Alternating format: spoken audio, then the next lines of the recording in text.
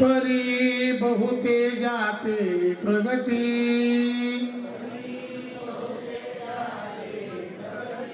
तैसी सद्बुद्धी हे त्रिकुटी म्हणू नये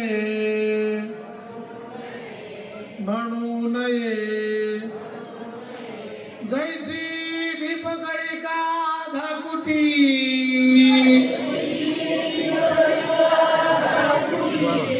परी बहुते जाते प्रगटी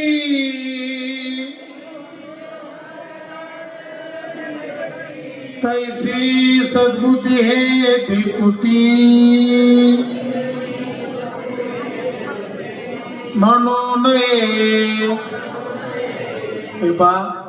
माऊली ज्ञानोबांच्या या ओळीवर बोलण्यापूर्वी सालाबाद प्रमाणे चालू असणारा अखंड हरिनाम यज्ञ सोहळा प्रातस्मरणी वैकुंठवासी आदरणीय दादांच्या प्रेरणेने या ठिकाणी चालू आहे.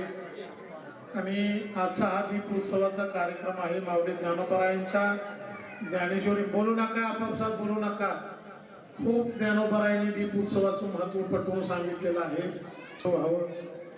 अज्ञानरूपी अंधकार दूर होऊन ज्ञानरूपी प्रकाशामध्ये आपली वाटचाल व्हावी. आणि अज्ञान म्हणजे जे आपल्या मनामध्ये वाईट विचारात येतात ते नष्ट व्हावे. दुर्बुद्धी ते मना कद्या नपजो नारायण. महाराज सांगतात माझ्या मनामध्ये दुर्बुद्धी कधी येऊ नये, सद्विचाराची पेरणी सदैव राहावी.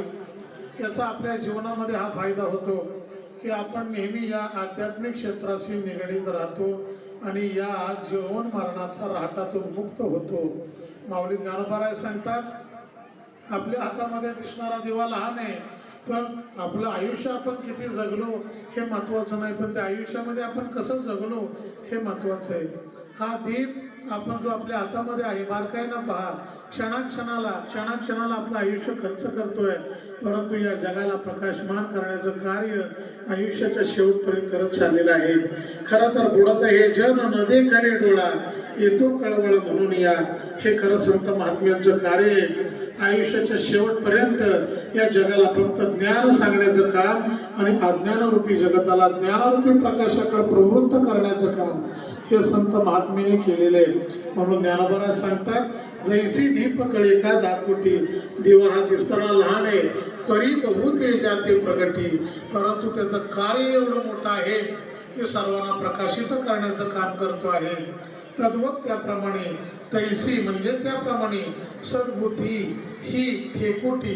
त्या सद्बुद्धीला त्या दिव्याप्रमाणे लहान समजू नका.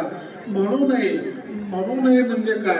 एका क्षणामध्ये जरी सद्बुद्धीचा विचार आचरणात आणला तरी आपलं आयुष्य बदलून जात असतं. म्हणून तैसी सद्बुद्धी ठेकोटी म्हणू नये असं ज्ञानोबा या ठिकाणी बोलतात.